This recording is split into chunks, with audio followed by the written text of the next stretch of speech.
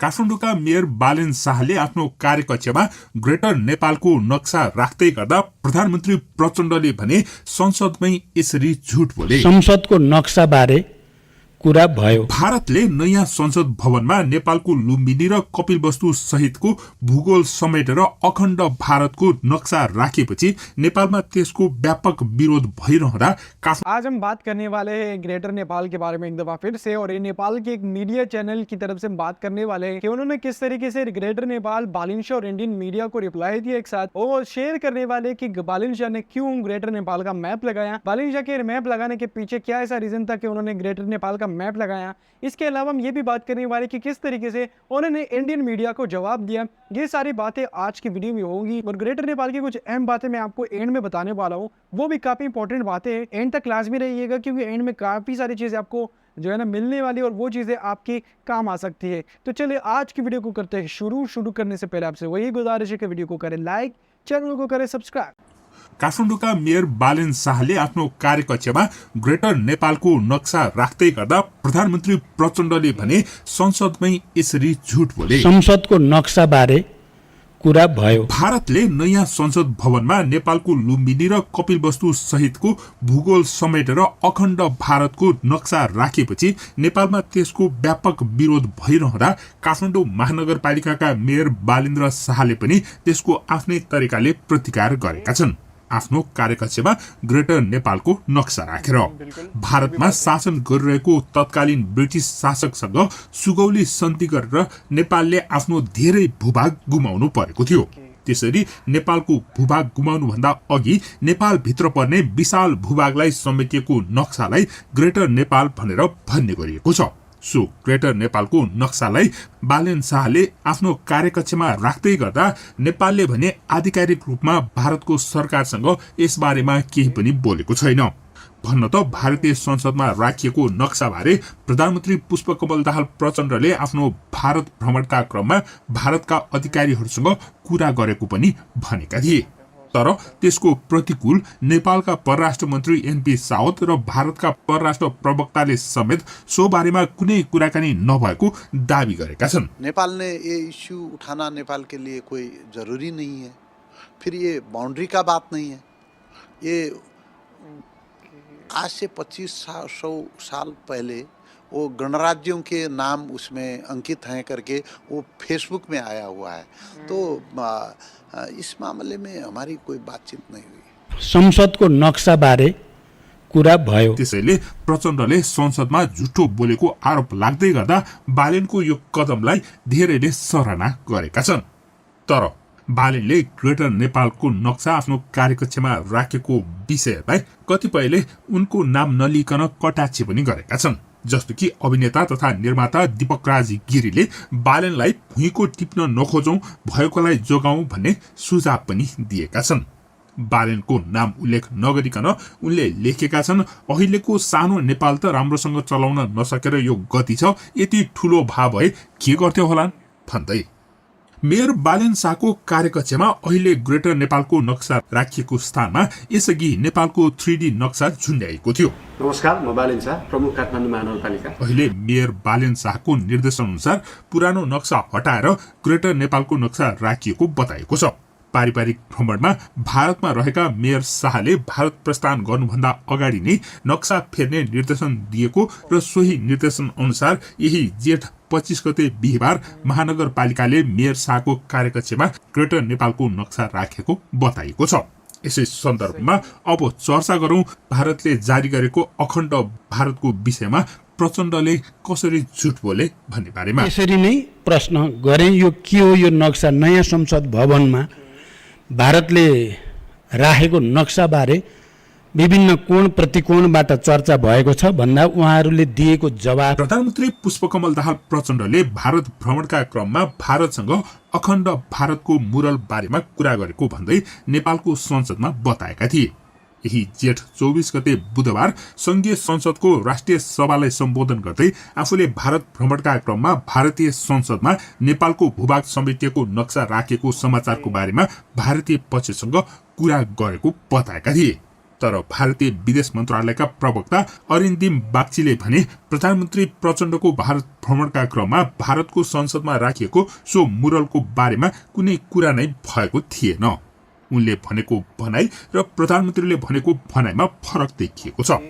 भारतीय विदेश मन्त्रालयका प्रवक्ताले नेपालको प्रधानमन्त्री पुष्पकमल दाहाल प्रचण्डले आफ्नो भारत भ्रमणका क्रममा संसदमा राखिएको मुरल बारेमा कुनै कुरा उठाएका थिएनन् र भारतीय प्रधानमन्त्री नरेन्द्र मोदीले पनि यस विषयमा कुनै कुरा गरेका थिएनन्।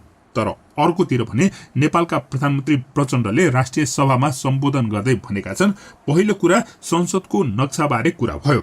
मैले गम्भीर रूपमा नै उठाएँ किनकि त्यो धेरै अध्ययन भइसकेको त थिएन, तर पनि जसरी मिडियामा आएको थियो त्यो विषयमा त्यसरी नै प्रश्न गरेँ।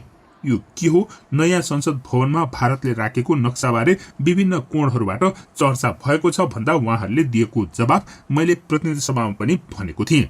यो कुनै राजनीतिक नक्सा होइन, यो ऐतिहासिक र सांस्कृतिक नक्सा हो।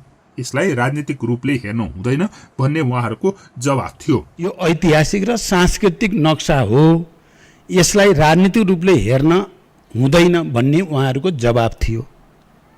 अब यो बारे अझ बढी अध्ययन गर्ने छलफल गर्ने कुरा त बाँकी नै छ, त्यसकारण कुरा उठाएन, केही पनि भएन भन्ने कुरा साँचो होइन। प्रचण्डको यो कुराको साथसाथै नेपालका परराष्ट्र मन्त्री एनपी साउदले समेत यो कुरा उठाउँदै नउठाएको बताएका छन्। साउदले भारतको टिभी आज तकसँग कुरा गर्दै मुरलको बारेमा आफूहरूलाई कुनै जानकारी नभएको बताएका थिए। कोई सीरियस कंसर्न भी नहीं है इसको लेकर कि ऐसा मैंने कह दिया, मैंने तो इस जिस चीज के बारे में बात नहीं हुई उसके बारे में मैं क्या कहूँ। संसदको नक्सा बारे कुरा भयो। त्यसरी कुरा नउठेको स्वीकार गरेका परराष्ट्र मन्त्री प्रधानमन्त्रीले नेतृत्व गरेको टोलीमा सामेल रहेका थिए। उनीहरू 4 दिने भारत भ्रमण सकेर नेपाल फर्किएपछि नेपालको भ्रमण दलको निरीह पाराको चर्को विरोध सुरु भएको थियो। त्यस्तै परराष्ट्र मन्त्री साउदले नेपाल फर्केपछि यही जेठ 22 गते सोमबार कान्तिपुर टेलिभिजनमा प्रसारण भएको फायर साइड कार्यक्रममा समेत सो बारेमा नेपालसँग यथेष्ट प्रमाण भइ नसकेको र आधिकारिक जानकारी समेत नआएको हुनाले भ्रमणको एजेन्डामा नै नपरेको स्वीकार गरेका थिए। यसरी नेपाल चुप बसे पनि अखण्ड भारतको सो मुरलको बारेमा बंगलादेश र पाकिस्तानले भने स्पष्टीकरण मागिसकेको बताइएको छ। परराष्ट्र मन्त्री साउदले भारतको नयाँ संसद भवनमा राखिएको मुरलको बारेमा विभिन्न सञ्चार माध्यम र विशेष गरी सामाजिक सञ्चार माध्यममा आए पनि यथेष्ट आधारहरू भएपछि मात्रै कुरा गर्दा राम्रो हुन्छ। हाम्रो राजदूतावासले हामीलाई भनेपछि जानकारीमा आउने कुरा हो। त्यो बेला भारत भ्रमणका क्रममा यसबारेमा जानकारी भइसकेको थिएन। यसमा अफगानिस्तानदेखि श्रीलङ्कासम्म र बर्मा भुटानदेखि बंगलादेशसम्म सीमाङ्कन नगरी ब्लकमा राखेको कुरालाई प्रधानमन्त्रीको उच्च स्तरीय भ्रमण एजेन्डामा छ भन्दा पनि के असर गर्छ, कस्तो असर गर्छ भन्ने कुरालाई ध्यानमा राख्नुपर्ने हुन्छ। यसको बारेमा पनि नेपालको भूमि कहीँ राखिएको छ भने नेपाल सरकार सजग छ र वार्ता मार्फत कुरा गर्न सकिन्छ। त्यस समय भारत सरकार पनि बोलेको थिएन, अहिले अशोकको नक्सा हो र राजनीतिक उद्देश्य होइन भनेको छ। यसरी एकातिर भारतको विदेश मन्त्रालयले र नेपालको परराष्ट्र मन्त्रीले समेत बारम्बार सो विषयमा कुराकानी नै नभएको भन्दै गर्दा प्रधानमन्त्री प्रचण्डले भने कुराकानी गरेको भन्दै बताएका छन् र उनको कुरा झुट हुन सक्ने सम्भावना बढी देखिएको छ। यसअघि भारतले जेठ 14 गते नयाँ संसद भवनमा अखण्ड भारत नाम दिएर एक नयाँ मुरल सार्वजनिक गरेको थियो। सो नयाँ नक्सामा नेपालको भूमि लुम्बिनी र कपिलवस्तु अनि पाकिस्तान, बंगलादेश लगायतका मुलुकहरूको भूमि समेत समेटिएको छ। यसरी नेपाली भूमि समेटिएर नक्सा जारी गरिएको विषयमा कुनै कुरा नभएको भन्दै प्रधानमन्त्री प्रचण्डले संसदमा भन्दै गर्दा भारतले भने यसलाई सम्राट अशोकको शासनकालमा फैलिएको भूमिलाई चित्रण गरिएको भन्दै बचाउ गरिरहेको छ। भारतले जे भने पनि ऐतिहासिक रूपमा यस्तो कुराको ऐतिहासिक तथ्य भने सार्वजनिक गर्न नसकेको बताइएको छ। भारतले यस्तो नक्सा कुन उद्देश्यले सार्वजनिक गरेको हो भन्ने प्रश्न नहुँदै गर्दा नेपालका प्रधानमन्त्रीले त्यसबारेमा कुरा गरिसकेको बताइरहेका छन् र प्रधानमन्त्रीले झुटो बोलेको हुन सक्ने आशंका गर्दै गर्दा बालेनले भारतमा गाभिएको नेपाली समेटिएको नक्सा ग्रेटर नेपालको नक्सा कार्यकक्षमा राख्नु एक यस्तो सांकेतिक विरोध हो जसले दीर्घकालीन रूपमा नेपाल र भारत बीचको सम्बन्धमा पनि असर गर्न सक्ने हुन्छ। के काठमाडौँ महानगरका मेयर बालेन शाहको यो कदम अदूरदर्शी हो त? तपाईलाई के लाग्छ? कृपया कमेन्ट गर्नुहोला। धन्यवाद।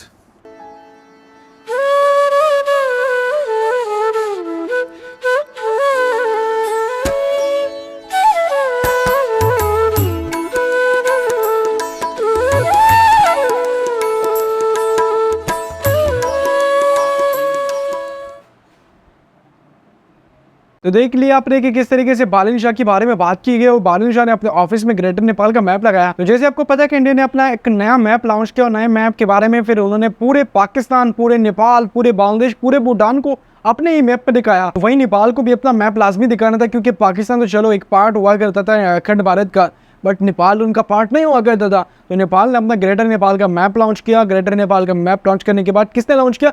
अभी वो भी बालिन शाह ने लॉन्च किया।